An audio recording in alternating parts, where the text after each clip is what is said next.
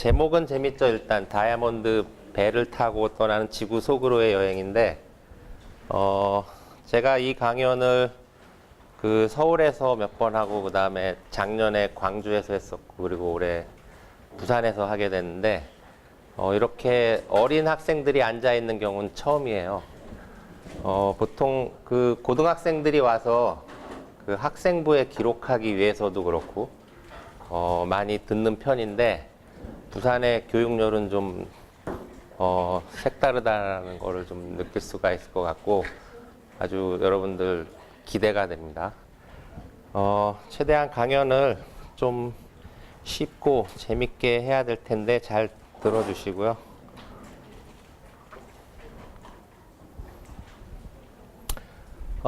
지구 속으로 떠나기 전에 일단 우리가 살고 있는 이 땅 위에는 어떤 모습들이 있는지 극단적인 두 가지 경우를 제가 보여드릴 텐데 지구의 지붕이라고도 부르죠. 히말라야 산맥.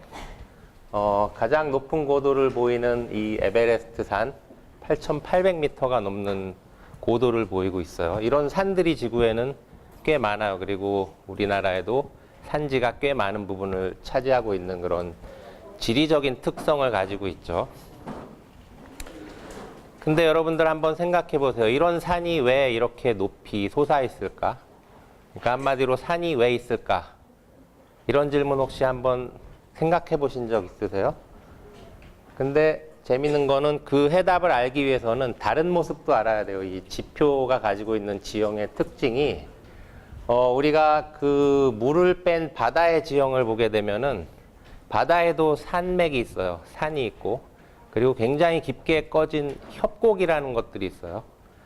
그래서 에베레스트 산맥 산이 가장 높은 그 고도를 보이는 반면에 이 지구의 땅에서 가장 깊게 꺼진 곳이 이 우리나라에서도 비교적 가까운 이 필리핀 그 해역에 위치한 마리아나 트렌치라는 곳이 있어요.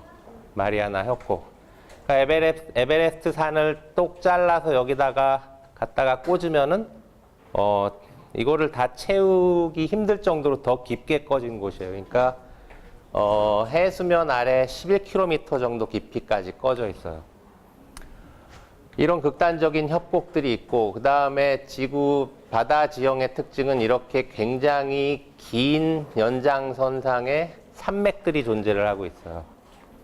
이거를 대양저 산맥이라고 불러요. 여러분들 나중에 중학교, 고등학교 가서 지구과학을 배우시게 되면은 아마 첫 장부터 소개가 되는 중요한 내용이에요. 그러니까 이걸 왜 보여드리냐면은 이 산이 왜 있는지 알려면은 이런 것들이 같이 존재한다는 그런 사실을 같이 인지를 하셔야 되고 산이 만들어지는 이유가 이런 협곡이 만들어지고 바다에 이런 긴 연장선상에 산맥이 있다는 것과 연관되어 있다는 점을 이해해야 이렇게 높은 산맥들도 만들어진다. 이런 과정을 이해할 수가 있어요. 그래서 산 꼭대기의 과학자들이라는 제목의 교양 서적을 하나 소개해 드리면은 원래는 이런 좀 다른 제목의 이제 영어 원서인데 이거를 우리말로 번역한 이 책이에요. 첫 질문이 이렇게 시작을 해요. 도대체 지구에는 왜 산이 있을까? 뭐 가까이 부산에도 산이 많이 있죠. 이런 산이 왜 또 이런 모양으로 존재하는가? 이거는 마치 이 우리가 숨쉬고 있는 이 공기는 왜 있을까? 뭐 이런 질문과도 굉장히 비슷할 정도로 쉽게 생각할 수는 없는데 너무나 당연하게 생각하는 그런 사실들. 거기에서 먼저 질문을 시작하자는 얘기예요. 근데 이 산이 왜 존재할 것인가에 대한 답을 우리가 맞게 찾는다면은 이 답이 굉장히 지구 자체가 어떻게 만들어졌고 그동안 어떻게 진화를 해왔는지 이런 것들에 대한 심오한 진리를 우리가 이제 알아낼 수 있게 된다라고 이제 연결을 할 수가 있어요. 왜 그러냐면은 이게 지구의 특징이기 때문에 그래요. 지구 같은 곳은 산이 있고 협곡이 있고 대양저 산맥이 있고 다른 행성이나 태양계의 다른 위성들은 또 서로 다른 지표의 모습을 갖고 있기 때문에 이런 모습들이 지구만의 특징이다. 이렇게 볼 수가 있고, 이 책의 첫 번째 장에 이런 그림이 나오는데, 이거를 좀 측고 빈도 곡선이라고 그러는데 무슨 말이냐면은 이 지표의 고도를 백분율로 표시를 한 거예요. 그러니까 해수면의 높이를 0이라고 봤을 때 0보다 큰 고도를 보이는 것은 육지가 되겠죠. 육지 중에서도 아주 높은 고도를 보이는 곳은 이렇게 일부 있어요.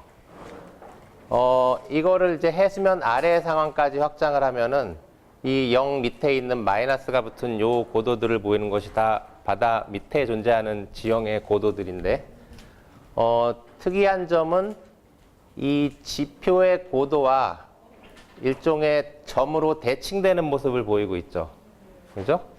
그래서 에베레스트 산은 아주 극단적인 경우로 이 가장 높은 고도를 보이는 이 부분에 속해 있는 경우가 되고, 마리아나 협곡 같은 거는 여기에 점 대칭되는 이 끝에 아주 깊게 꺼진 곳, 지표의 고도로 봤을 때는 굉장히 극단적인 두 경우가 되는데, 이게 이렇게 서로 연결이 된다는 얘기예요. 그 말은 뭐냐면은 이 그림만 보더라도 요게 존재하기 위해서는 이게 존재해야 된다.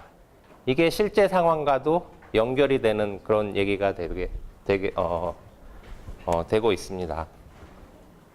그래서 협곡을 만드는 과정이 똑같이 높은 산을 만들게 된다. 이렇게 결국은 이해하실 수 있게 돼요.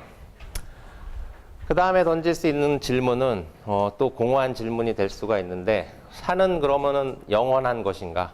우리가 주변에서 보는 산, 뭐 여러분들 어릴 때도 있었고 나중에 이제 어른이 돼서 방문해도 아마 있을 거예요. 그러면 산이 영원할 것인가? 지구의 나이가 몇 년인지 아세요, 혹시? 손 들고 한번 얘기해 보세요. 학생. 46. 정확해요. 좀 더 정확하게는 45.67이에요. 45억 년, 6,700만 년. 이렇게 하는 이유가 있어요. 그거는 나중에 제가 설명해 드릴 텐데, 굉장히 엄청난, 가늠하기 힘든 장구한 시간이죠. 그 지구의 역사, 나이의 스케일에서 봤을 때 보자는 얘기예요. 산은 영원한 것인가. 이 책에 서술되는 방식이 굉장히 여러분들도 편하게 읽기 쉽게, 이 저자가 이 미국에 있는 어떤 한 높은 산을 오르면서 질문을 하나씩 던지는 방식으로 진행이 되고 있어요. 그래서 내가 산을 올라가는데 왜 도대체 산이 있을까? 그러면서 또 다른 질문은 한번 이렇게 만들어진 산은 영원히 존재하는 것인가? 이렇게 질문을 스스로 던지고 그에 대한 과학적인 합리적인 어떤 근거들을 가지고 설명해가는 방식으로 책이 구성이 되어 있어요. 근데 산을 오르다 보니까 주변에 시냇물이 흐르고 있는 것을 보고, 이 시냇물이 하는 역할이 무엇일까? 산을 깎아내는 역할을 하고 있다. 이렇게 추론할 수 있게 되는 거예요. 졸졸졸졸 흐르는 시냇물들이 산을 아주 천천히지만 위에 있는 물질을 깎아내서 밑으로 이동시키는 역할을 해요. 그래서 시냇물 하나가 하나의 산이 이 정도의 그 육면체라고 가정을 했을 때 1년에 평균 한 33제곱미터의 그런 물질을 깎아서 운반시킨다고 하면은 계곡 하나가 산을 없애는 데는 5억 년 정도면 된다. 그래서 산은 영원한 게 아니다는 얘기죠. 그리고 계곡이 하나만 있는 거는 아니고 시냇물이 하나만 있는 게 아니라 여러 개가 있을 수가 있고, 경우에 따라 유량이 또 굉장히 많아지는 시기가 있을 수 있겠죠. 그러면은 산은 영원한 것인가?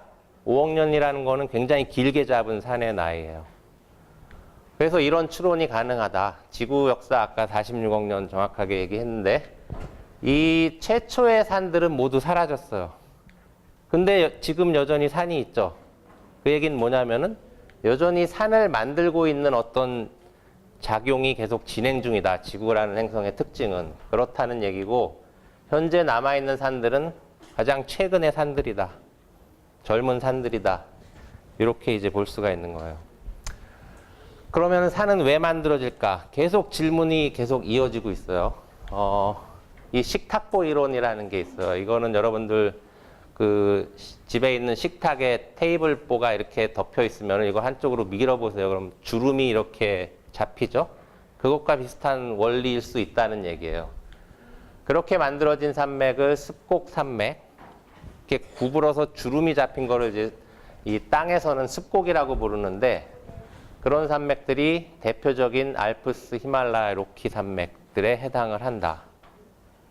그러면 또 그 다음에 이어질 질문은, 그러면 식탁보는 누가 미냐? 식탁보를 미는 힘은 어디서 생기냐? 이런 얘기가 되는 거죠.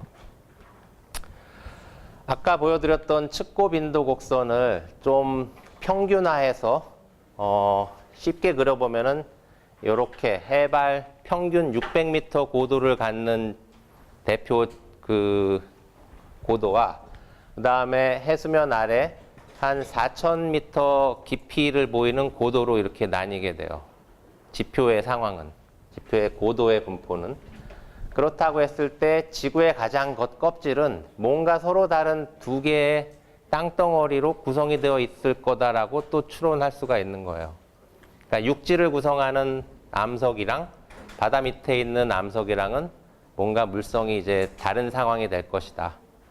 그래서 이렇게 두 가지 서로 다른 물성을 지닌 식탁보가 지구 지표에 이렇게 덮여 있는 상황이 되는 거예요. 그렇게 이제 상상을 하시고, 이 식탁보를 미는 힘은 어디서 생길까? 이 책의 저자가 이제 이야기를 좀 재미있고 드라마틱하게 아마 꾸미기 위해서 설정한 건지는 몰라도, 그 답을 찾기 위해 이렇게 하늘을 봤더니 매가 이렇게 선회를 하고 있어요. 날갯짓도 하지 않고. 그게 가능한 원리는 뭔가 보이지는 않지만 공기가 위에서 아래로 순환하는 그런 대류의 셀이 존재하기 때문에 이게 가능하다라고 추론을 하고, 이러한 과정이 땅속에서도 일어난다. 그렇게 이제 연결을 해가는 거예요. 그래서 이게 첫 번째 장의 결론이에요. 대륙을 움직이게 하는 힘의 기원은 땅속에 숨어 있다. 대륙이 움직이기 때문에 바다에 길다란 산맥도 있고, 그 다음에 아주 높은 산도 이제 지표에 이제 만들어지게 되고, 이 땅 속에 어떤 일이 일어나냐면은 가장 깊은 곳에 이제 핵이 있죠. 지구의 핵. 그 다음에 멘틀.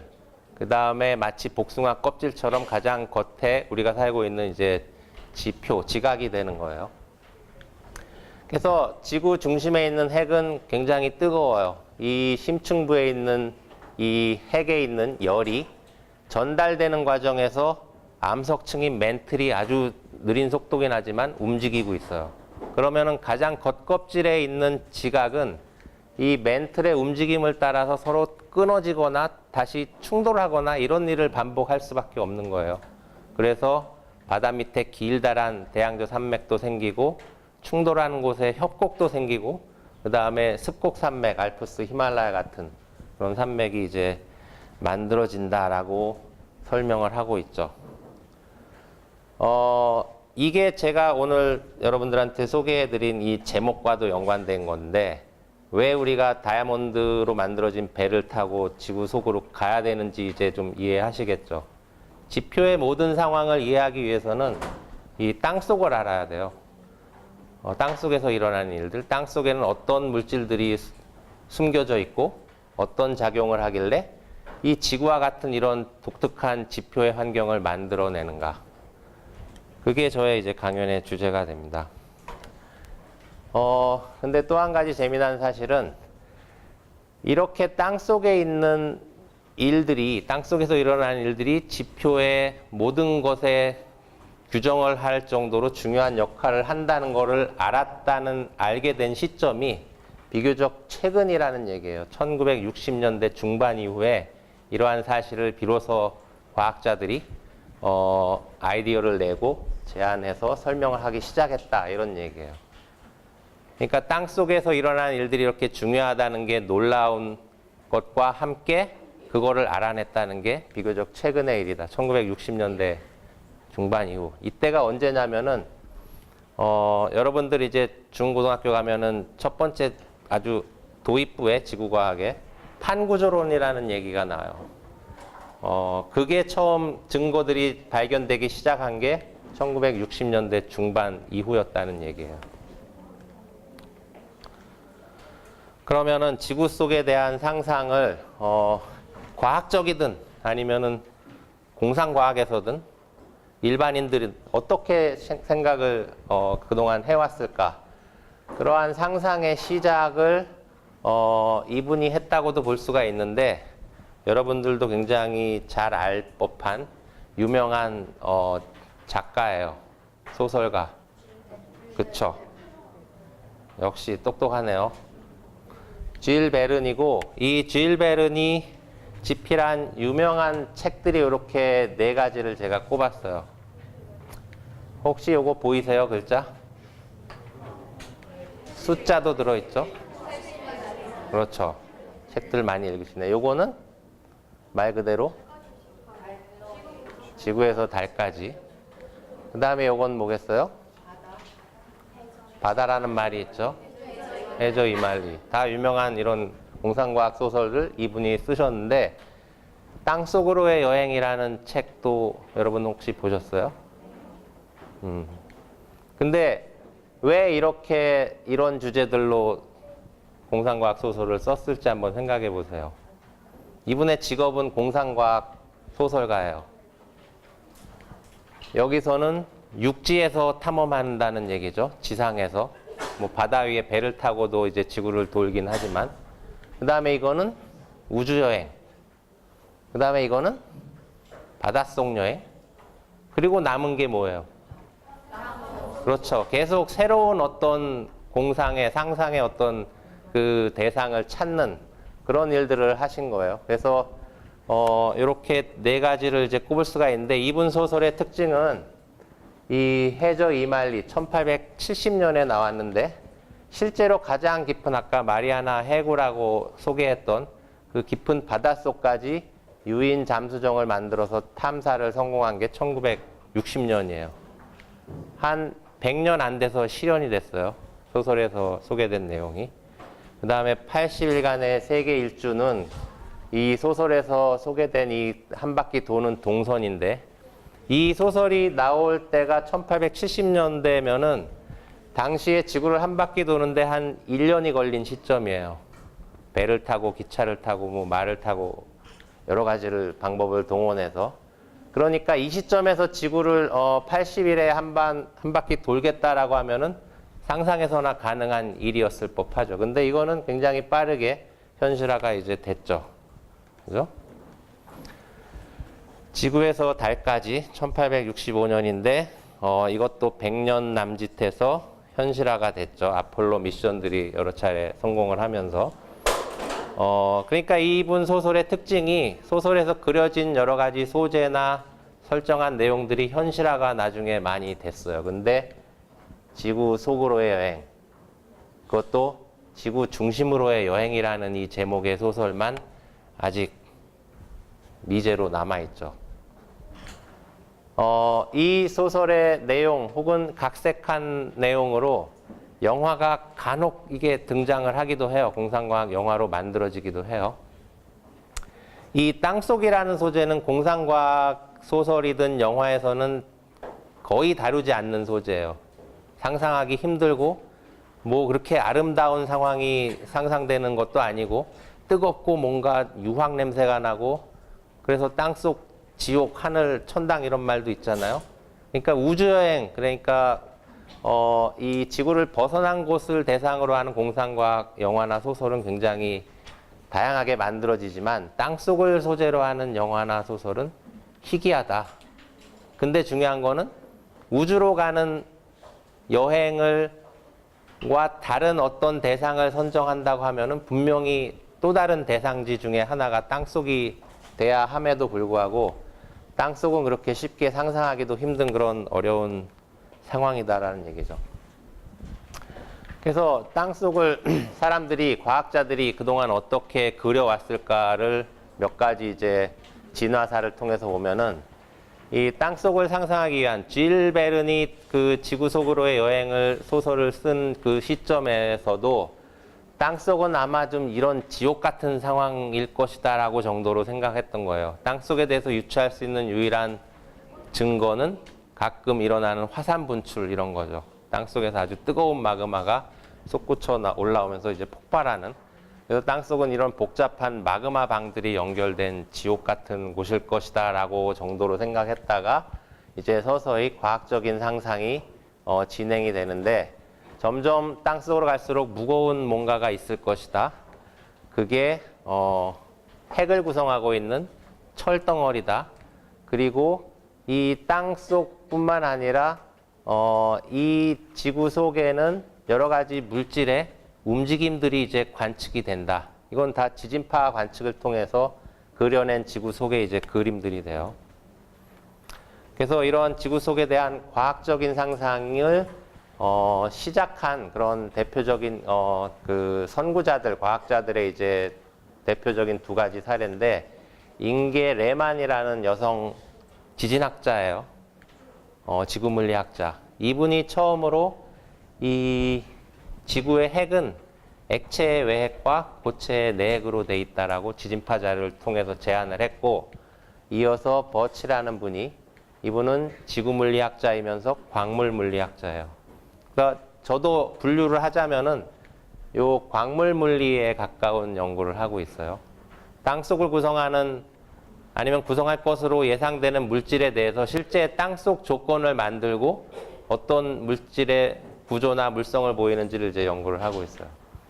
이 버치라는 분이 이 핵은 대체로 철로 이루어져 있을 것이다라고 땅속에 이제 색깔을 입히기 시작하는 일을 처음 시작한 그런 분이라고 보시면 되죠.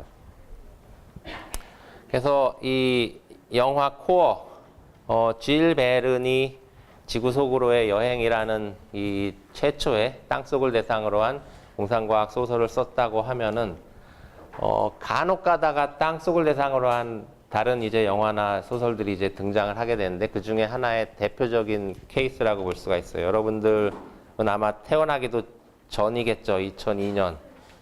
그죠? 그때 이미 개봉된 고전적인 영화인데 혹시 이 영화 본 사람 있어요? 가끔 명절 때 틀어주죠. TV에서. 한번 보세요. 꽤 길어요, 영화가. 그리고 이 영화의 특징은 가장 오류가 많은 공상과학 영화 1위로 꼽힌 영화예요. 그러니까 그런 거 찾아봐도 재밌어요. 너무, 그러니까 이게 어떤 다큐멘터리를 찍는 게 아니고 땅속 하면은 너무나 이제 아직 모르는 부분들이 많기 때문에 뭔가 재미난 상황을 설정해줘야 영화가 스토리가 되겠죠. 그러니까 좀 황당한 장면들도 많이 나와요. 이 영화의 도입부에는 이 심장 박동 조절 장치를 단 사람이 갑자기 쓰러져 죽고 이 런던의 비둘기 많은 광장의 비둘기 떼들이 방향을 잃고 막 건물에 부닥쳐 떨어지고 우주 왕복선이 귀환하는 곳에 제대로 그 방향을 못 잡고 이렇게 LA 상공 다운타운에 불시착 나타나서 불시착하는 장면, 번개가 막 석조 건물을 때려서 이걸 파괴하는 것, 이런 거 다 오류예요, 사실.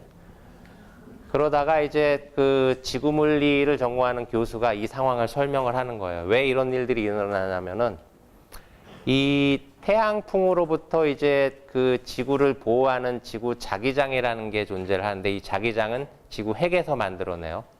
근데 핵이 갑자기 멈춰버린 거예요. 자기장을 만들어내는 일을 안 하게 되는 거예요. 핵이 움직여줘야, 그러니까 특히나 액체 상태의 외핵에 어떤 움직임이 있어줘야 자기장이 유지가 되는데 그 외핵이 갑자기 어떤 원인에 의해서 멈춰버렸어요. 그래서 자기장이 하루아침에 사라지기 시작한 거예요. 그래서 일어나는 현상이라고 굉장히 과장을 한 거죠, 사실. 비둘기가 눈이 없겠어요? 여기 자기장이 없어졌다고 해서 막 건물 벽에 부닥칠 일은 없을 텐데 이렇게 재밌게 보여주기 위해서 설정을 한 거죠. 그래서 자기장이 없는 지구에 태양풍이 불어닥치게 되면은 마치 이 화염 속에 복숭아 껍질이 다 그슬린 것처럼 지구에 굉장히 그 기상이변들이 일어나면서 살기 힘든 화성 같은 환경이 될 것이다라고 설명을 하는 거예요. 그래서 이거를 해결하기 위해서 이 영화에서는 과학자들을 지구 땅속 핵까지 운반시킬 탐사선을 만들어서 멈춰버린 외핵을 다시 움직이게 하자라는 상황을 설정을 해요. 이거는 뭘 해도 안 되는 일이에요. 그러니까 여기서부터 오류가 생기기 시작하는 거예요. 갑자기 모든 거를 흔적도 없이 날려버릴 수 있는, 없애버릴 수 있는 어떤 뭐 레이저 같은 그 무기를 이제 만들어낸 과학자가 등장을 하면서 이걸로 땅을 뚫고 내려갈 수 있다. 근데 또 한 가지 문제는 땅 속으로 들어갈수록 온도와 압력이 굉장히 높아지겠죠. 그거를 견딜 수 있는 뭔가 굉장히 단단한 어떤 물질이 있어야 되는데 이걸 만든 과학자가 이것도 똑같이 같은 동시에 만들어냈어요. 그래서 이게 언옵테늄이라고 붙여지는 영화 속에서 금속이라고 소개하는데 이게 그 과학자가 이 언옵테늄의 특징을 소개하는 장면이에요. 근데 여러분들 영어 공부 하시죠? 이 언옵테늄 이게 무슨 뜻일 것 같아요? 그렇죠.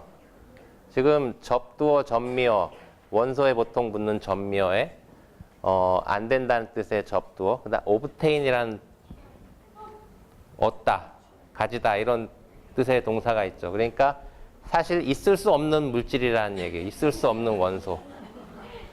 근데 이게 비단 영화 코어에서뿐만 아니라 영화 코어에서는 굉장히 높은 온도와 압력을 견딜 수 있는 신비한 금속으로 소개가 돼요. 그래서 선체에 언옵테늄으로 선체를 단단하게 만들고 그 다음에 이 선체 앞부분에 이렇게 레이저를 달아서 모든 거를 이제 없애면서 땅속으로 들어간다 이런 플랫을 짜게 되죠. 근데 이 언옵테늄은 영화 아바타에도 똑같은 이름으로 소개가 돼요. 여기서는 이 외계 행성 판도라 행성에 이 신비의 물질을 채굴하기 위한 상황에서 영화가 진행이 되는데 마치 상온 초전도체 같은 특성을 지니는 물질로 이제 소개가 되고 있어요. 그 영화에서 일종의 기법이죠. 갑자기 돌파할 수 없는 상황이 부닥쳤을 때 한 번에 해결할 수 있게 하기 위해서 이러한 신비로운 물질을 설정을 할 때 이런 말을 쓰면서 해결을 하곤 합니다. 그래서 마치 레이저 포인터와 비슷하게 생긴 버질이라는 이름의 이 탐사선, 지구 내부 탐사선을 만들게 되고 이거를 마리아나 트렌치에서 발진을 시켜요. 이 나름 이 지구과학적인 어떤 배경들이 영화 곳곳에 숨겨져 있어요. 마리아나 트렌치 제가 소개했죠. 가장 깊게 꺼진 곳.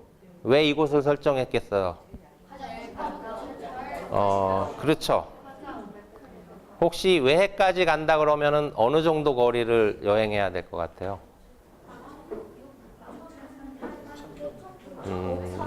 지구의 반지름은?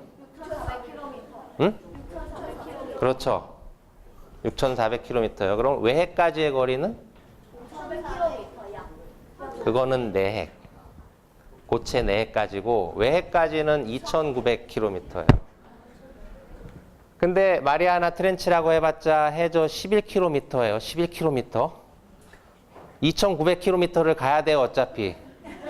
근데 굳이 뭐 깊게 꺼진 곳 이런 상황을 설정하면서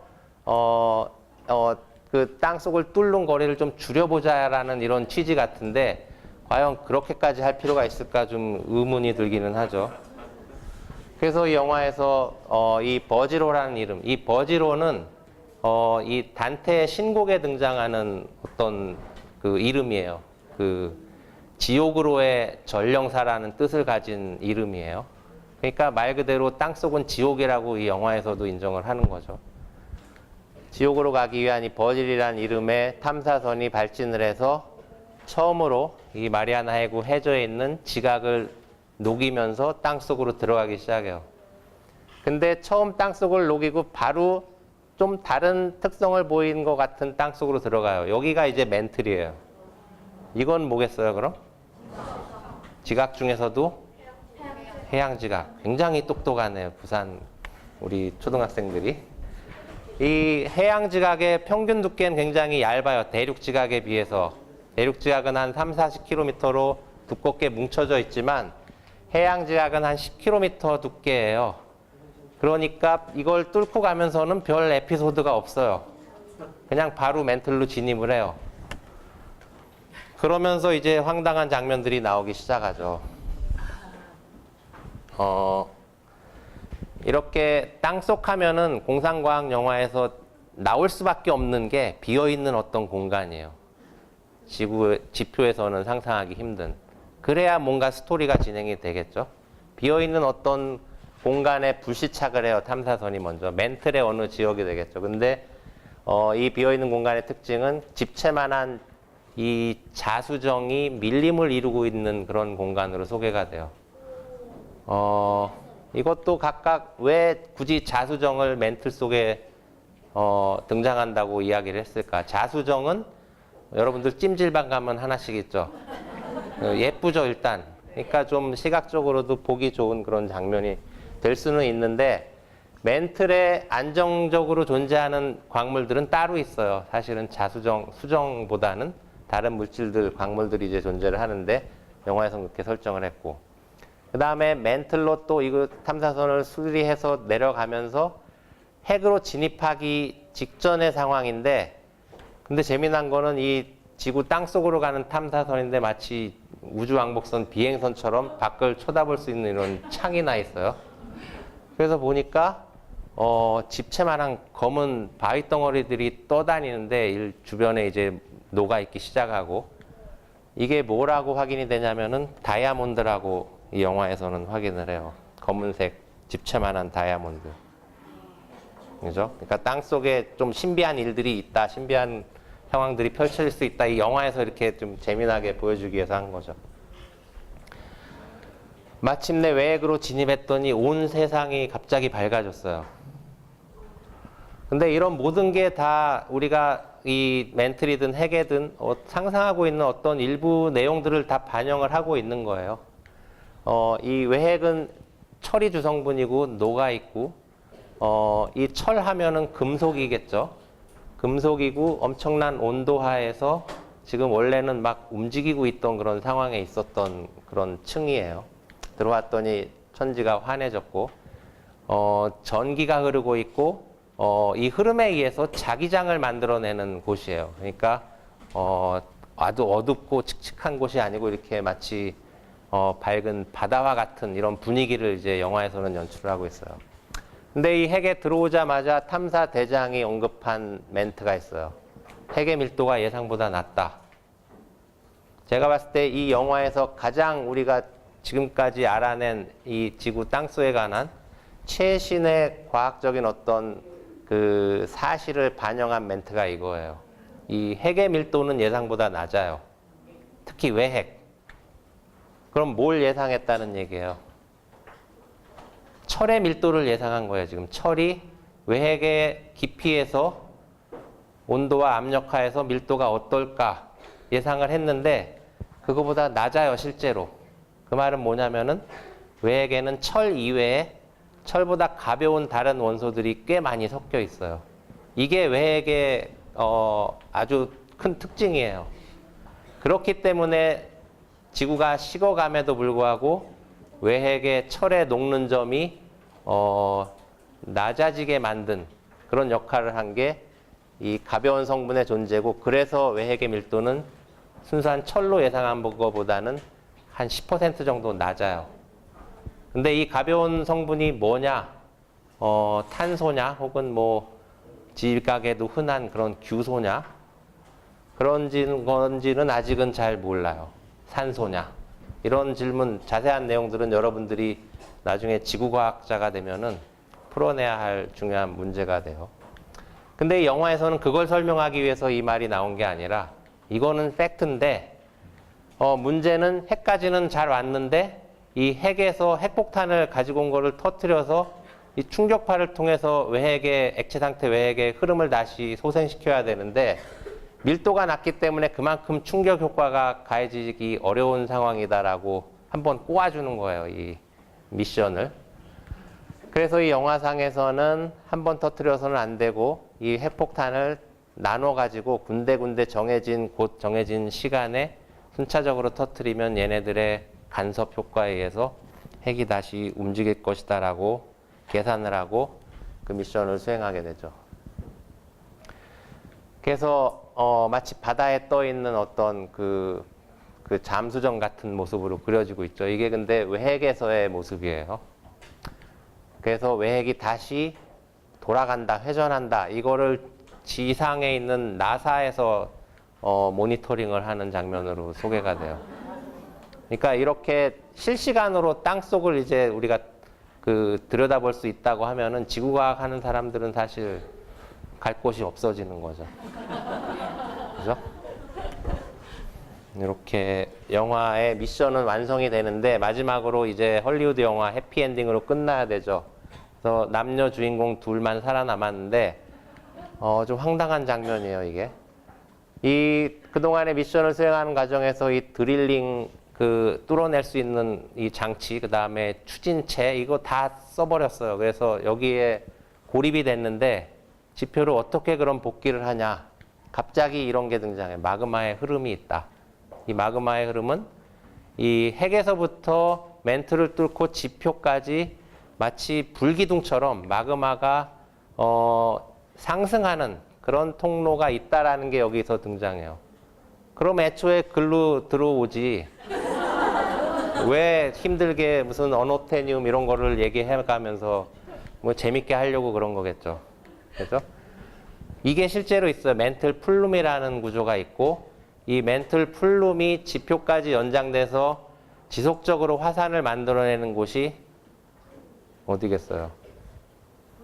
화산 열도로 만들어진 태평양 한가운데 하와이 열도. 하와이 열도가 이런 이 외핵에서부터 연장선상으로 지표까지 마그마를 꾸준히 분출하고 있는 이런 멘틀 플룸 구조 속에서 만들어진 화산 섬 열도다, 이렇게 이제 볼 수가 있는 거죠. 그래서 하와이 근처의 지각판으로 복귀를 해요, 이 영화상에서. 그러니까 많은 사실들을 사실은 담고 있죠, 지금. 이 영화의 과학적인 자문을 한 분이 이 캘리포니아 공대, 굉장히 유명한 대학이에요. 칼텍이라는 곳의 지구 행성과학과의 스티븐슨 교수님. 행성, 지구 내부를 주로 연구하시는 분인데 과학적인 자문을 맡았어요, 이 영화 코어에. 근데 역시 재미를 생각해야 되니까 여러 가지 좀 무리한 설정들이 등장하는 건 사실이다, 이런 얘기고, 이분이 이 영화 코어가 개봉이 되고 나서 한 페이지짜리 논문을 네이처에 냈어요, 2003년에. 실제로 어떻게 지구 속으로 여행을 할 수가 있을까? 이런 제목의 짧은 논문인데 뭘 얘기한 거냐면은 만약에 이 지각의 어떤 어떤 얘기냐면은 이 지각에서부터 외핵까지 이 금을 그러니까 충격을 가해서 힘을 줘가지고 땅을 어떻게 찢어낼 수 있을까, 이 얘기예요, 한마디로.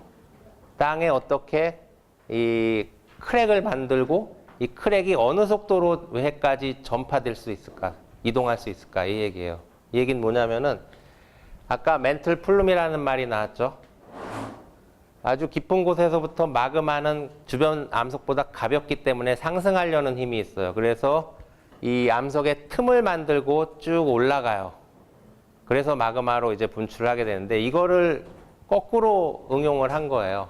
그러니까 힘을 위에서부터 아래로 주게 되면은 이 암석의 이 금이 찢어지는 게 어느 정도 속도로 이 외핵까지 이어질 수 있을까를 계산한 내용의 논문이에요, 사실. 그죠? 그래서 이거를 실제로 어떤 정도로 실행을 할 수가 있는 내용이냐고 소개가 되냐면은 이 지각 어느 곳에 한 1km 정도로 이 쐐기 홈을 파놓고 여기에다가 녹은 상태의 철을 채워요. 그 양이 한 10에 10승 킬로그램. 근데 이게 상상을 해보세요. 1km 깊이의 쐐기를 받고 여기에 녹은 상태의 철을 붓는 게 과연 가능해요. 이 정도 양의 철은 뭐 녹이는 건 쉽지가 않겠지만 이 포항제철에서 한 달 정도면 만들어낼 수 있는 철의 양이 된다고 그래요. 그래서 이렇게 그런 상황을 만들어 놓고 나면은 이 철이 누르는 힘에 의해서 그 하부의 암석이 찢어지기 시작하는데 이 찢어지는 틈을 따라서 액체 상태의 철이 쭉 계속 힘을 가하면서 이 틈새를 계속 밑으로 확장시킨다. 이 멘틀을 구성하는 암석의 특성상 이게 이동하는 속도는 일주일이면은 이 외해까지 도달이 된다. 이렇게 계산된 내용이에요. 근데 영화 코어와는 약간 다르죠. 이게 의미가 있으려면은 만약에 핵을 구성하는 철이 좀 많이 고갈됐을 때 철을 좀 보충해 줄 수 있는 방법은 돼요. 그 이상은 뭐 다른 큰 의미가 없어요. 사실. 여전히 이 과학자들이 아니면 사람이 아니면은 어떤 무인 탐사 그 정이든지 지표에서부터 땅속까지 보낼 수 있는 방법은 없어요. 근데 무거운 물질을 암석을 찢으면서 아래로 보내는 것 자체는 가능하다. 이런 내용의 이야기가 있죠. 그래서 이제 본격적으로 땅속으로 이제 한번 들어가 보면은 지구의 반지름 좀 정확하게는 6,370km. 제가 서울에서 부산까지 왔는데 직선 거리가 410km. 부산까지 왕복을 한 8번을 해야 지구 땅속까지 간다는 얘기예요. 중심까지. 여러분들 이런 경험 뭐 부산에 사시기 때문에 많이 했었죠. 아무리 깊게 파봐야 뭐 1m? 공사를 하지 않는 이상 더 깊게 팔 이유도 없고 그 정도 파면 재미도 없고 그러죠. 그러면은 돈을 벌기 위해서 사람들이 땅속을 파기는 해요. 아주 깊게까지도 파요. 그래서 남아프리카에 있는 이 금광인데 한 4km 깊이까지 파 들어갔어요. 금을 캐기 위해서. 그만큼 돈이 되니까 하는 거죠. 여기에는 러시아에 있는 노천 광산. 그래도 이 지구 반지름을 생각할 때는 한참 남은 거죠. 지금 파야 될 깊이가. 이 정도 파게 되면 한 땅속의 온도가 한 6, 70도 정도 돼요. 그러니까 엄청난 사람이 작업을 하기 위해서는 냉각 장치가 같이 수반돼서 돌아가야 되기 때문에 쉽지 않은 일이죠. 과학적인 어떤 호기심에서 땅속을 판 가장 기록은 지금까지 이 러시아 예전에 이제 소비에트 연방에서부터 이제 파기 시작한 프로젝트가 있는데 한 12km 정도까지 팠어요. 이게 세계 기록이에요. 그러니까 미국과 소련이 예전에 이 냉전 시대 때 서로 여러 가지를 경쟁을 했어요. 우주 탐사도 경쟁을 하고 해양 탐사도 경쟁을 하고 이 땅속 탐사도 경쟁을 한 거예요. 이런 식으로. 근데 여기에 승자는 소련인데 이 정도 팠지만 뭐 특별한 내용이 안 나왔어요. 왜냐하면은 이 판 곳이 이제 이 스칸디나비아 반도 어디 육지의 어느 곳에서 팠는데 파봤자 역시 여전히 지각의 어느 상부예요. 이 정도면. 멘틀까지 도달하기에 지각을 반도 못 판 거예요. 그러니까 뭐 특별한 내용이 확인되지도 않은 채 그냥 기록만 가지고 있는 거죠. 근데 이런 경우가 있어요. 땅 속에서 깊은 곳에서 아까 멘틀 플룸 얘기를 했는데 물질이 올라오면서 땅 속에 있는 물질을 같이 이런 식의 이 포획물의 형태로 보여주는 경우가 있어요. 그러니까 다이아몬드 여러분들, 이 다이아몬드에 여러 가지 이제 불순물들이 존재할 수가 있는데 이 불순물 중에서는 다이아몬드가 만들어지는 환경은 땅속 깊은 곳이에요. 수백 킬로미터 깊이. 그래서 예를 들어 300km에서 만들어졌다. 다이아몬드가 만들어지면서 주변에 있는 암석 부스러기를 이렇게 포획물로 간직한 채 막 가볍기 때문에 분출을 하게 되면은 300km까지 파지 않고 300km의 샘플을 가져다 준 그런 경우가 되는 거죠. 그래서 이런 거를 통해서 땅 속에 어떤 물질이 있을까라는 거를 유추할 수가 있는 거예요. 이게 가장 깊은 곳까지 다이아몬드의 포획물을 통해서지만 우리가 확인할 수 있는 이 한계예요. 300km라고 했을 때. 이거를 부피로 계산하면은 지구 전체 부피, 반지름 6,370km의 부피와 그 가장 겉껍질에서부터 300km까지의 부피를 비교하면 우리가 알고 있는 지구의 부피는 이 정도밖에 안 돼요. 그죠? 다이아몬드의 포획물을 통해서 땅 속의 어떤 물질을 들여다본다고 하더라도 아직 상당히 많은 부분은 우리가 직접 확인할 길이 없다라는 얘기예요. 그래서 이 땅속에 대해서 이해하기 위해서 과학자들은 여러 가지 방법을 쓰는데 아까 소개한 것처럼 지진학자들, 그 다음에 다이아몬드 같은 물질에 포획되어 있는 것들을 연구하는 지구화학자들, 그 다음에 실제로 어떤 물질이 땅속에 있을 것이다라고 예상한 그런 대상 물질에 대해서 땅속의 온도 압력 조건을 만들어주면서 실제로 물성을 확인하는 광물 물리학자들의 합작품으로 마치 퍼즐 맞추기처럼 각자 연구하는 분야에서 퍼즐 조각들을 하나씩 가지고 나오면은 이것들을 끼워 맞췄을 때 아, 땅속은 큰 틀에서 코끼리구나 이런 얘기를 할 수가 있다는 얘기예요. 이런 큰 틀에서는 어느 정도 알고 있어요. 근데 여전히 자세한 세세한 부분은 좀 잘 안 맞는 것들이 있죠. 그래서 여전히 앞으로 여러분들이 이제 성장해서 과학자가 또 되시고 지구과학을 하시게 될 때는 땅속에 대해서는 풀어야 할 일들이 꽤 많이 있다. 그런 걸 기억하시면 됩니다. 그래서 지진학자들, 우리한테 이제 재해로 많이 알려져 있지만 이 지진학자들 입장에서는 이 지진이 일어날 때 그 전달되는 지진파가 땅속에 대해서 여러 가지 정보를 이제 제공할 수가 있기 때문에 연구들을 많이 하고 있어요. 이게 지구 내부의 지도예요. 지진파를 통해서 우리가 유추하는 지구 땅속 지도예요. 그러니까 지진파 중에 땅속을 투과하는 게 두 가지가 있어요. 이 P파와 S파라는 거. 이 P파와 S파의 속도 변화의 그래프예요, 이게. 이게 지표고 이게 지구 중심이에요. P파가 속도가 좀 더 빠르고 S파에 비해서 특징은 아까 여기 2,900km 이 깊이 이게 외핵이 시작하는 곳이에요. 요 S파는 없어지고 P파는 속도가 많이 줄어들고 그 다음에 5,100km 이게 고체 외핵이 시작되는 깊이예요. 여기서 P파가 S파가 다시 관찰이 되고 P파의 속도가 일부 늘어나요. 이런 거를 통해서 큰 그림들은 선들은 그어줄 수가 있는 거예요.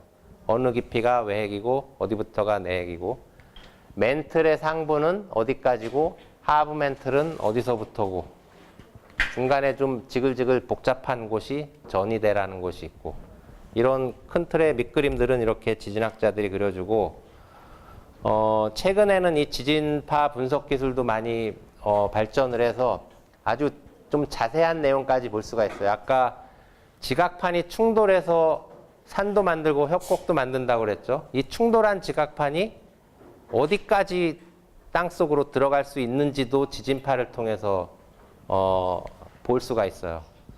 그래서 이 경우에는 이 땅속으로 꺼지는 지각판이 아주 스무드하게 거의 외핵의 경계까지 이제 가는 장면을 보여주고 있고 이 경우에는 가다가 꺾여서 이 핵과 멘틀 경계에서 이렇게 쌓이는 이런 모습을 보여주는 것도 다양하게 이제 존재한다. 이런 얘기가 됩니다. 아까 그 지구 화학자들이 하는 내용은 이러한 땅 속에 어느 층에 어떤 특성을, 지진파 특성을 갖는 층들이 이제 있다고 했을 때 그 층을 구성하는 물질이 무엇일까를 이렇게 간접적인 증거를 통해서 연구하는 분야가 지구화학이고 그래서 아까 지구의 나이가 45.67억 년이라고 그랬죠. 그죠? 그렇게 정확하게 얘기하는 근거는 이 처음에 초기에 태양계의 아주 초기에 태양이 먼저 만들어지고 주변의 물질들이 식으면서 온도가 내려가면서 이제 녹아있던 것들이 고체로 순차적으로 이제 만들어지면서 뭉치게 되는데 그 고체로 만들어진 것들이 결국 일정 궤도에서 뭉쳐져서 행성이 되고 이 행성들끼리 충돌해서 지배적인 천체가 된 게 지금의 태양계의 결과물이에요. 8개 행성체.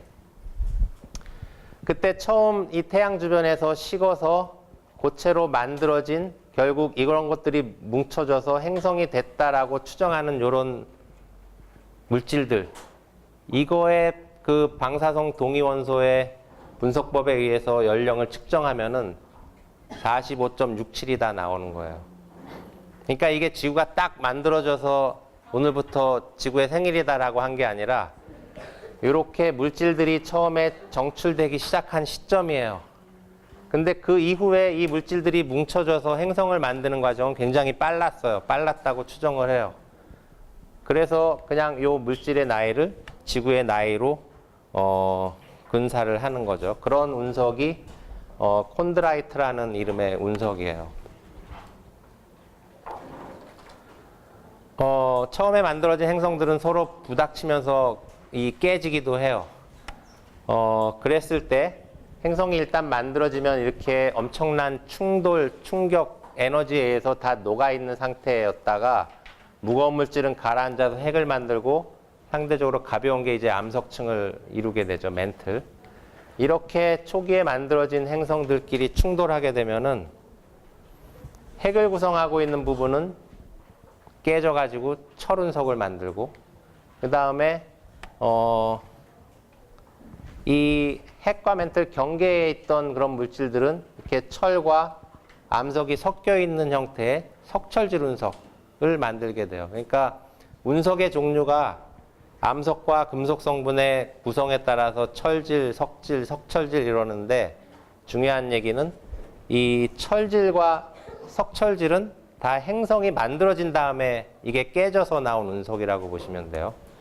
근데 아주 시원적인 운석은 이 처음에 행성을 만들기 위해서 초기에 이 온도가 식으면서 정출됐던 이 고체 물질들 석질 운석 중에서도 요 독특하게 콘드라이트라는 이름이 붙은 운석들이 좀 시원적인 운석이다. 이런 얘기가 됩니다. 그래서 이거는 우리가 이제 지구의 땅속을 생각하려면은 압력과 온도를 같이 변수로 항상 생각을 해줘야 돼요. 그래서 우주의 압력의 범위가 어느 정도가 되는지를 이제 보여주는 그림인데 한마디로 엄청난 아주 극초진공 상태에서부터 아주 높은 압력까지 10의 마이너스 32승에서부터 대기압에 비교했을 때 10의 32승배의 압력까지 엄청난 범위가 존재한다. 근데 지구 중심까지가 6,400km라고 그랬죠. 지구 중심에서의 압력은 어느 정도 될 것 같아요? 계산하는 공식이 있는데 한 대기압에 360만 배로 추정을 하고 있어요. 그러니까 그 정도 압력을 만들어내야지 땅속을 이해할 수가 있는 거예요. 핵을 이해하기 위해서는 대기압에 100만 배 단위로 압력을 줘야 돼요. 물론 온도도 줘야 되지만. 그래서 이 광물 물리학자들은 어떤 연구를 하냐면은 이게 지표에서부터 지구 중심까지 압력과 온도의 변화 곡선이에요. 멘틀에서는 이 정도 온도 압력이 만들어지고 핵에서는 이 정도. 이거를 실제로 실험실에서 만들어줘야 돼요. 광물 물리학자들은. 그럼 압력은 어떻게 만드냐? 이 그림을 보면은 아마 짐작을 하실 거예요. 압력은 공식이 이렇게 단순해요. 어느 정도 면적에 가해진 힘이 바로 압력이에요. 그러니까 압력을 높이기 위해서는 아주 무거운 게 눌러줘도 좋고 눌러지는 힘을 그 무게를 받는 면적이 아주 작을수록 높은 압력이 나온다는 얘기죠. 그러니까 코끼리에 밟히는 것보다 이 하이힐 9배 밟히는 게 훨씬 더 아프다는 얘기예요. 한 10배 정도 더 아파요. 그러니까 효과적으로 압력을 주기 위해서는 이 면적을 줄이는 게 굉장히 효율적이다. 이런 얘기가 돼요. 그래서 이거를 하기 위해서 저 같은 과학자들은 다이아몬드를 써요. 여러분들 어머니 다이아몬드 반지 이렇게 보면은 반짝반짝거리죠? 근데 이 다이아몬드의 반짝반짝거리는 그 윗면에 평행한 아래 아주 얇게 그 깎인 면 사이에 시료를 놓고 눌러주게 돼요. 그러니까 이 면적 자체가 엄청나게 줄어들었겠죠. 그러니까 손가락으로만 눌러줘도 힘을 이렇게 줘도 대기압의 한 1000배 단위의 압력이 이 다이아몬드 두 개 사이에서는 발생을 해요. 그러니까 이거를 단단한 금속 장치에 이렇게 고정을 시켜서 힘을 일정하게 주게 되면은 대기압의 1000배, 10,000배 단위로 압력이 올라가게 되고 심지어 지구 중심 압력까지도 만들어낼 수 있게 하는 이 장치들이 지금은 많이 이제 쓰이고 있어요.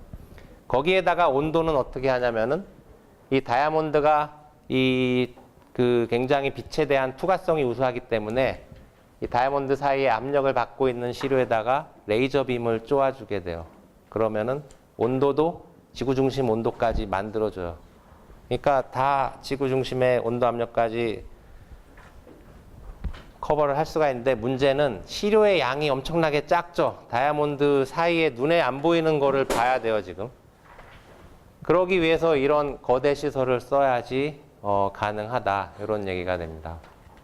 그래서 미국이나 유럽이나 우리나라에도 여기 부산에 가까운 이 포항에 가속기라는 거대 연구 시설이 있어요. 그래서 여기서는 굉장히 밝은 빛을 만들어내는 빛 공장이라고 많이 표현을 하고 있죠.